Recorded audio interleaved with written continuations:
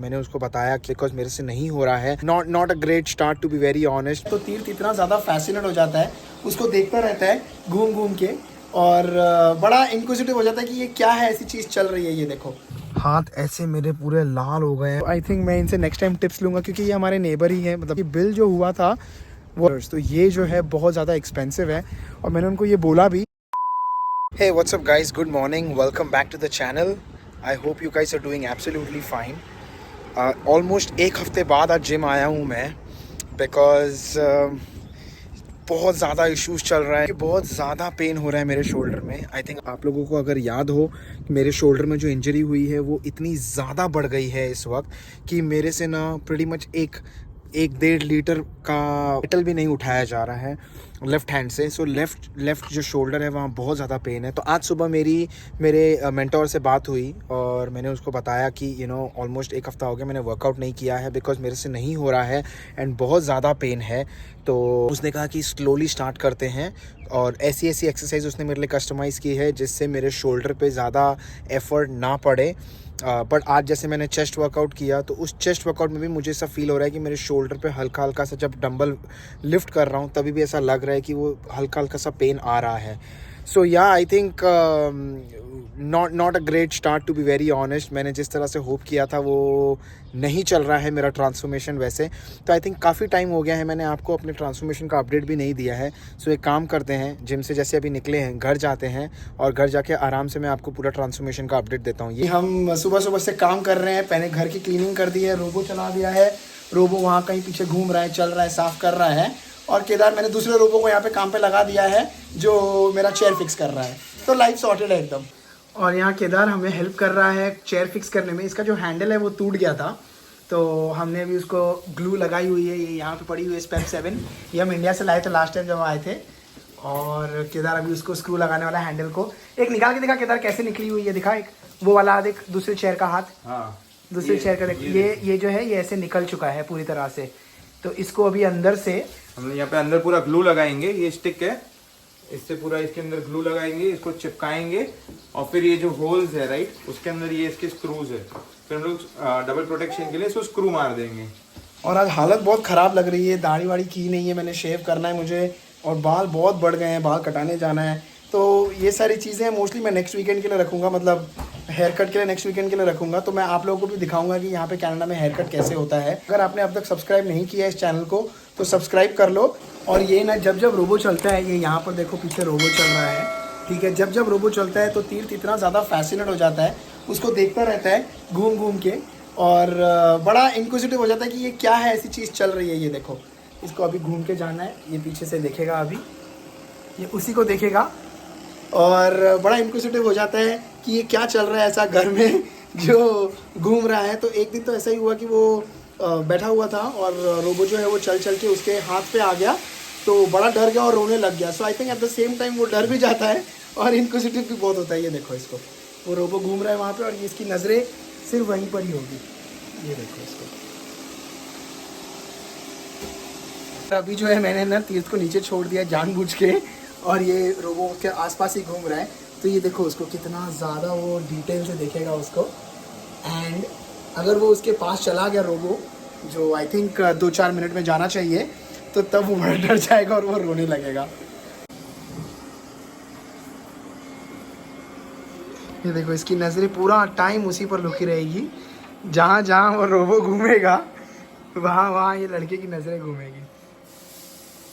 Even up top. We had lots of build-up. I really like to see blood, but kind of the reality. But see the one side how it's full here, and then this side. Yeah, that's good.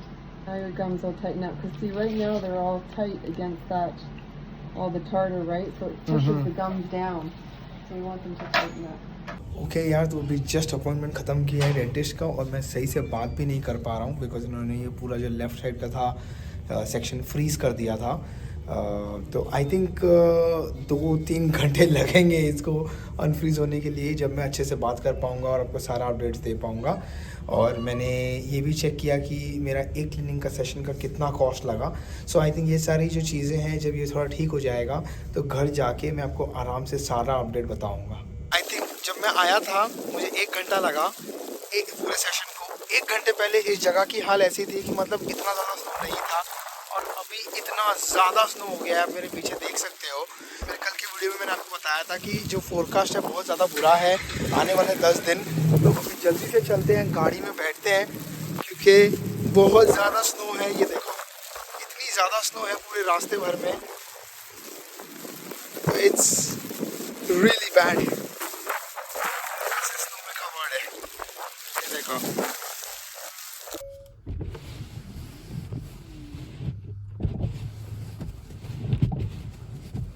और ये wiper जो है ये फंस चुका है, तो इसको पहले करना पड़ेगा साफ करके फिर ही आगे बढ़ पाएंगे। बट रास्ते भर में हम इसको हटा भी नहीं पाएंगे वाइपर से।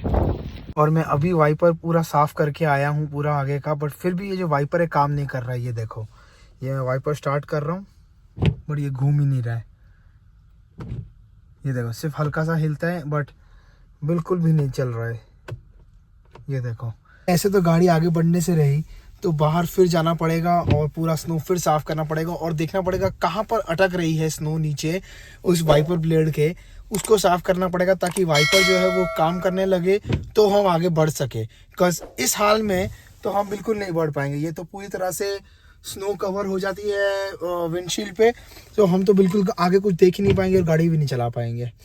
और मेरा मुंह बहुत ज़्यादा सोलन लग रहा है मुझे, पता नहीं, मैं बात भी कर रहा हूँ तो ऐसा लग रहा है बिल्कुल टेढ़ा बात कर रहा हूँ मैं। मतलब मैं आधा मुंह पूरा फ्रोज़न है मेरा यहाँ पे। आई डोंट नो, कैसा वियर्ड सा लग रहा है मुझे खुद को। और फाइनली ये चल गया। हाथ ऐसे मेरे पूरे लाल हो गए हैं। आई डोंट नो आप लोगों को दिख रहा है कि नहीं, इतना ज़्यादा ठंडा है, बहुत ज़्यादा दर्द हो रहा है हाथों में बिकॉज ऑफ द कोल्ड। और ये चल गया फाइनली। तो चलो चलते हैं घर। और आई थिंक ये देखो यार गाइस, रास्ते कितने गंदे हो जाते हैं जब हम बोलते हैं स्नो। आई थिंक मैंने पहले किसी एक वीडियो में बोला हुआ है आप लोगों को कि जब स्नो गिरती है तब सब अच्छा लगता है। यहाँ पे साइड में जो स्नो पड़ी है देखो सबको अच्छी लगेगी वो वाली, बट लेकिन जो रास्ते पे होती है, रास्ते इतने गंदे हो जाते हैं कि आपको बिल्कुल मन नहीं करेगा बाहर देखने का या निकलने का। बिकॉज जब स्नो पूरी मेल्ट हो रही होगी ये, तो इतने गंदे रास्ते हो जाते हैं। ये देखो, ये स्नो क्लीनिंग वाली ट्रक भी रास्ते में निकल चुकी है। जैसे स्नो आती है, ये इनकी ट्रक जो आ गई है सारा रास्ते से स्नो हटाने के लिए और साइड में फेंकने के लिए, ताकि गाड़ियों को चलने में कोई दिक्कत ना हो।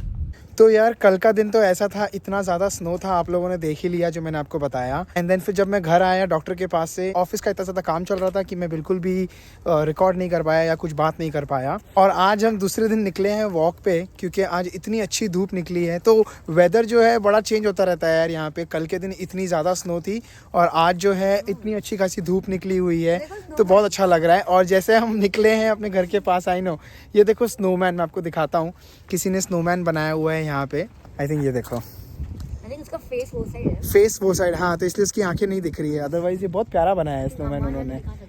हाँ, और ये देखो यार, किसी ने प्यारा सा स्नोमैन बनाया हुआ है यहाँ पे, और इसमें बहुत मेहनत लगती है। टूटू ने और मैंने बहुत बार ट्राई किया ये स्नोमैन बनाने का, बट हमसे कभी बना नहीं है। सो आई थिंक मैं इनसे नेक्स्ट टाइम टिप्स लूँगा, क्योंकि ये हमारे नेबर ही है, मतलब बिल्कुल पास में ही है इनका घर। तो मैं इनसे नेक्स्ट टाइम टिप्स लूँगा कि इन्होंने कैसे बनाया है, या मैं यूट्यूब कर लूँगा। But I think next time मैंने प्लान किया है कि मुझे ये स्नोमैन बनाना है। एनीवेज, सो आई थिंक जैसे मैं बोल रहा था आप लोगों को कि मैंने इतने दिनों से जो कोई ट्रांसफॉर्मेशन की वीडियो नहीं डाली है या कोई अपडेट नहीं डाली है, इज़ बिकॉज कि मैं ऑलमोस्ट 1-1.25 हफ्ते से मैं खुद जिम नहीं जा रहा था। अनफॉर्चुनेटली ये ऐसा सिचुएशन आ गया था कि मेरे को कम्प्लीटली रेस्ट करना पड़ रहा था बिकॉज ऑफ द फैक्ट जो मेरा शोल्डर इंजरी हुआ है उस वजह से। एंड आई थिंक आप लोगों को मैंने शायद इन डिटेल बताया नहीं कि हुआ क्या था शोल्डर में मेरे। तो आई थिंक जिम में मैं एक दिन स्क्वाट्स कर रहा था, किसी एक वीडियो में शायद मैंने शेयर किया होगा। और जब मैं स्क्वाट्स कर रहा था, तो क्योंकि वो काफ़ी हेवी स्क्वाट्स कर रहा था मैं, ऊपर आते हुए मैंने थोड़ा सा अपना नेक से और शोल्डर से थोड़ा सा पुश लिया, तो उस वजह से मेरे नेक में और मेरे शोल्डर में स्प्रेन आ गया। एंड वो इतना ज़्यादा बढ़ता गया कि मैं उसके बाद बिल्कुल भी जिम जा ही नहीं पाया, मैं अपना शोल्डर मूव ही नहीं कर पा रहा था। तो जब मैंने मेरे मेंटोर से बात किया था तो उसने मुझे बोला कि हम लोगों को ना उसको शोल्डर को रेस्ट देना पड़ेगा, बिकॉज उसको रिकवरी के लिए टाइम लगेगा। एंड उस वजह से मैं बिल्कुल भी जिम नहीं जा पा रहा था। सो 1 सवा हफ्ता तो मेरा ऐसे ही चला गया जब मैं घर पर ही बैठा हुआ था एंड मैं वर्कआउट नहीं कर पा रहा था। तो मेरे पास ऐसा कोई आप लोगों के पास शेयर करने के लिए कोई ऐसा खास अपडेट था नहीं अबाउट माई ट्रांसफॉर्मेशन। एंड अब जब मैंने फिर से शुरू किया है जिम जाना, तो मैं होप कर रहा हूँ कि जितना भी मैंने प्रोग्रेस किया था शुरू के पहले 2 हफ्तों में वो मैंने लूज़ ना कर लिया हो। अभी कोशिश यही चल रही है कि मैं वापस जब जिम जा रहा हूँ तो बिल्कुल केयरफुली करूँ। अभी भी मेरा शोल्डर जो है वो इतना 100% रिकवर नहीं हुआ है, अभी भी मुझे काफ़ी ज़्यादा पेन है। तो मैं एवरीडे जो है वो बाम वगैरह लगा के जा रहा हूँ जिम, एंड बाकी पूरे दिन भर भी काफ़ी लगा रहा हूँ बाम में, ताकि वो जल्दी से हील हो जाए। बट अनफॉर्चुनेटली जैसा मैं सोच रहा था कि जितना फास्ट मेरा प्रोग्रेस होगा उसको काफ़ी हद तक एक बड़ा पॉज लग गया है बिकॉज़ ये इंजरी की वजह से। तो अब मैं कोशिश करने वाला हूँ आगे से कि जब मैं वर्कआउट करूँगा या जब भी मैं जिम जाऊँगा या जो ट्रांसफॉर्मेशन रिलेटेड मेरे वीडियोस हैं वो आपको रेगुलरली आते रहेंगे, कि ये जर्नी जो है हमें साथ में कंप्लीट करनी है। ओके, और आते हैं जब अपने सेकंड टॉपिक पे, जो मैंने आप लोगों को बताया कि जो मैं डेंटिस्ट के पास गया था तो वहाँ पर इस बार मेरा एक्सपीरियंस काफ़ी अच्छा रहा as compared to first time जब मैंने बताया था आपको। आई थिंक इस बार काफ़ी टाइम हो गया था। यूजुअली तो जो मेरे क्लीनिंग अपॉइंटमेंट्स रहते हैं वो एवरी 6 मंथ स्केड्यूल रहते हैं, बट इस बार जो है मैं इंडिया आया था तो वो उस दौरान आ गया था। एंड देन उसके बाद I was kind of lazy जब मैं रिटर्न आया मेरा क्लीनिंग अपॉइंटमेंट शेड्यूल करने के लिए। तो ऑलमोस्ट 1 साल हो गया था कि मेरा क्लीनिंग हुआ था, तो उस वजह से काफ़ी ज़्यादा हालत ख़राब थी। तो उन्होंने 2 अलग अलग सेशन में किया था मुझे, एक सिर्फ लेफ्ट हाफ करने के लिए क्लीनिंग, एंड अभी जो नेक्स्ट सेशन है वो मेरा ये वीक में थर्सडे को स्केड्यूल्ड है जब वो लोग मेरा राइट हाफ क्लीनिंग करेंगे। सो आई थिंक जब मैं वहाँ गया तो उन्होंने कुछ पेपर वर्क था, फॉर्म साइन करवाए एंड देन मेरा क्लीनिंग प्रोसीजर स्टार्ट किया। क्लीनिंग बड़ा सिंपल सा था, ज़्यादा कुछ इश्यूज़ था नहीं। उन्होंने मुझे एनेस्थीसिया दे दिया था जिससे मेरा left part of the mouth numb हो गया था। एंड देन उसके बाद उन्होंने क्लीनिंग प्रोसीजर परफॉर्म किया। आफ्टर द क्लीनिंग उन्होंने जब मुझे बिल दिया तो मैंने देखा कि बिल जो हुआ था वॉज $315। तो ये जो है बहुत ज़्यादा एक्सपेंसिव है। और मैंने उनको ये बोला भी कि यार अगर किसी बंदे के पास इंश्योरेंस ना हो तो वो बंदा तो कभी क्लीनिंग ही ना करा पाए, बिकॉज़ ये इतना ज़्यादा एक्सपेंसिव है डेंटल। सो ये एक चीज़ जो है जिसमें मैं इंडिया को बहुत मिस करता हूँ कि इंडिया में इतना ज़्यादा एक्सपेंसिव नहीं होता है क्लीनिंग, एंड इंश्योरेंस वगैरह का कॉन्सेप्ट नहीं होता है। सो जो भी होता है वो आपके आउट ऑफ पॉकेट एक्सपेंस होता है। यहाँ पर इंश्योरेंस कवर कर लेता है, बट इशू वही होता है कि जिसके पास इंश्योरेंस नहीं है, जैसे कि अगर कोई कॉन्ट्रैक्टर है, जैसे पहले आंचल कॉन्ट्रैक्टर थी और अभी वो फुल टाइम एम्प्लॉय हो गई है, तो उसको बेनिफिट्स मिल जाता है कंपनी से, इंश्योरेंस मिल जाता है जिसमें इंश्योरेंस सब कुछ कवर कर लेता है। बट पहले जैसे वो नहीं थी, पहले जैसे वो फुल टाइम एम्प्लॉय नहीं थी, पहले वो कॉन्ट्रैक्टर थी, और या कोई भी कॉन्ट्रैक्टर होता है तो उनको बेनिफिट्स नहीं मिलते हैं। एंड उस वजह से ये जो आउट ऑफ पॉकेट एक्सपेंस $315 बहुत महंगा पड़ता है डेंटिस्ट का, अगर किसी को जाना हो तो। ये जो $315 है इंश्योरेंस पूरा कवर करता नहीं है। इंश्योरेंस का कुछ एक कैप होता है। सो वो जैसे कि मेरे इस केस में 90% वो लोग कवर करेंगे। सो आई थिंक जो भी अमाउंट होता है $315 का 90% वो लोग कवर करेंगे। एंड देन बाकी का जो है, एक गुड पार्ट ये होता है यहाँ पे कि क्योंकि आंचल का भी इंश्योरेंस है और मेरा भी इंश्योरेंस है, सो फर्स्ट 90% वो मेरे इंश्योरेंस से कवर हो जाएगा, एंड बाकी का जो बैलेंस है वो आंचल के इंश्योरेंस से कवर हो जाएगा, ताकि मेरे को आउट ऑफ पॉकेट कुछ भरना ना पड़े। उसके लिए हम लोग एडिशनल प्रीमियम भरते हैं जस्ट टू मेक श्योर कि हम लोग दोनों इंश्योरेंस यूज़ कर सके एंड हम लोग 90% कवर ले सके। अदरवाइज जो स्टैंडर्ड कवरेज होता है वो रहता है अराउंड 80% का। सो उसके लिए हम एडिशनल भर देते हैं। तो but I think it's worth it. या सो yeah I think that's good. अभी ये थर्सडे को मैं जाऊँगा अपने सेकेंड क्लीनिंग अपॉइंटमेंट के लिए, एंड देन उसके बाद उन्होंने बोला है कि जो मेरे पीछे के 2 दांत हैं उन दोनों दांतों को मोस्टली निकालना पड़ेगा, जैसे मैंने आपको लास्ट टाइम की वीडियो में बताया था। लास्ट वाले दांत को तो निकालना ही पड़ेगा, ये तो फॉर श्योर है, क्योंकि उसमें फ्रैक्चर हो गया है। एंड जो उसके पहले वाला एक दांत है वो बोल रहे हैं कि अगर तुम कितने भी पैसे लगाओगे there is a good chance कि वो ज़्यादा चलेगा नहीं।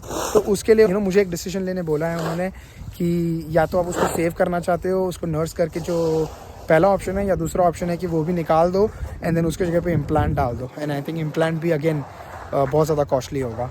सो या आई थिंक यही सारा चल रहा है डेंटिस्ट विजिट को लेके और मेरे हेल्थ को लेके, जिस वजह से मेरी ट्रांसफॉर्मेशन रिलेटेड वीडियोस नहीं आ रही थी।